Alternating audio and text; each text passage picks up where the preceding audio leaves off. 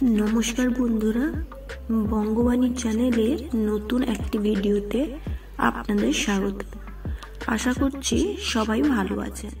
আজ আমরা এই ভিডিওতে লবঙ্গের কিছু উপকারিতা এবং কিছু বিশেষ গুণাগুণ বা টোটকাও বলতে পারেন তেমন কিছু বিষয় যেগুলি আমাদের দৈনন্দিন জীবনের অনেক বাধাই দূর করতে পারে এমন কিছু গুণাগুণ আলোচনা করব।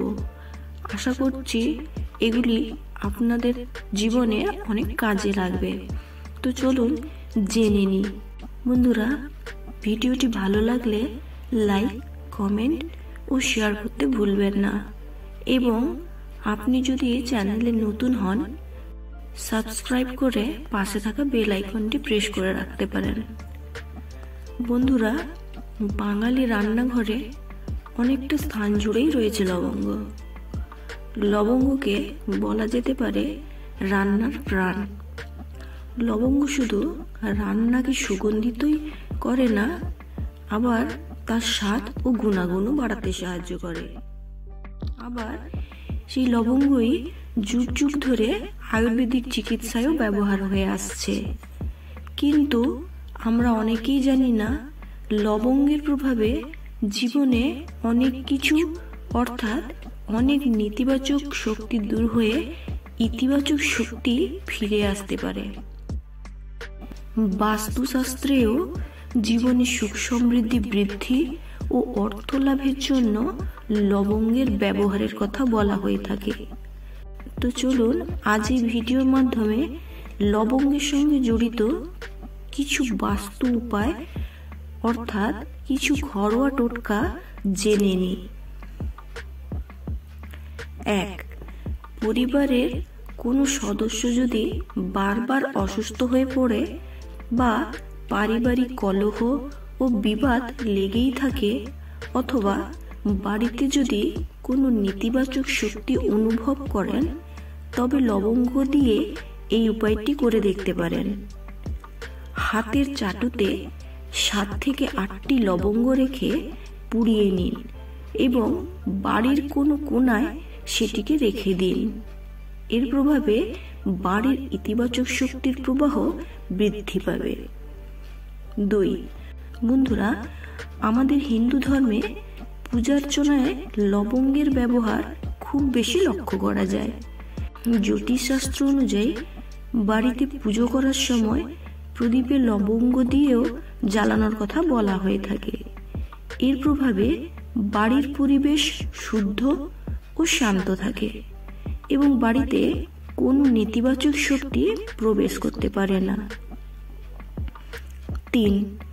বন্ধুরা, আমাদের অনেকেরই এই রকম বহুবার হয়ে থাকে যে আমাদের হওয়া কাজটি আমাদের হাত থেকে বেরিয়ে যায়, অর্থাৎ কাজটিতে আমরা সফল হতে পারি না। আপনাদেরও যদি দীর্ঘদিন ধরে কোনো কাজ আটকে থাকে তবে পানের পাতায় লবঙ্গ, এলাচ ও সুপুরি মুড়ে গণেশকে অর্পণ করতে পারেন। এমন করলে সমস্ত কাজে বাধা দূর হবে এবং আপনার সকল কাজে সাফল্য লাভ করতে পারবেন। 4. আপনি যদি দীর্ঘদিন ধরে আর্থিক অনটনে দিন কাটান এবং বহু চেষ্টা সত্ত্বেও কোনো কাজে লাভ করতে না পারেন তবে এই উপায়টি একবার করে দেখতে পারেন। এর জন্য 7টি গোলমরিচ ও লবঙ্গকে আপনার মাথায় ঘুরিয়ে এমন স্থানে ফেলে দিন যেখানে কেউ যাতায়াত করে না। তবে একটি কথা মাথায় রাখবেন, লবঙ্গটিকে চারদিকে ফেলবেন এবং তারপর আর পিছনে ফিরে তাকাবেন না। 5.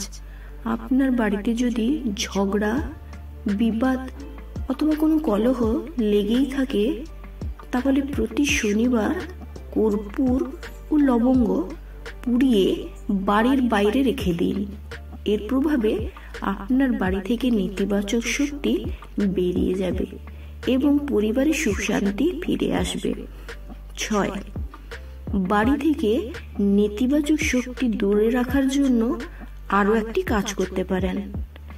প্রতি শনিবার অথবা রবিবার সন্ধেবেলা 5টি লবঙ্গ, 3টি কর্পূর ও 3টি বড় এলাচ একসাথে পোড়ান।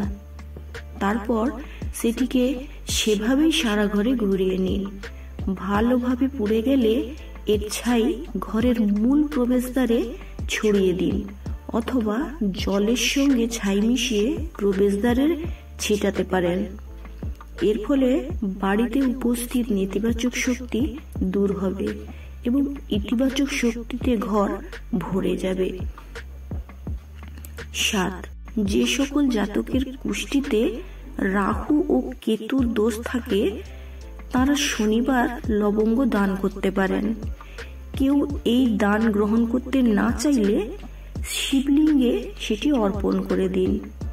40টি শনিবার এই উপায় করলে আপনার উপরে থাকা রাহু ও কেতুর অশুভ প্রভাব দূর হবে। 8.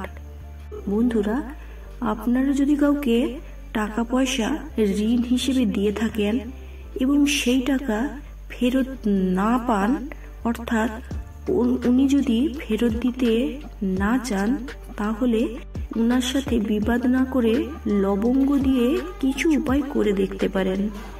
এর ফলে আপনি অর্থ ফিরে পাবেন।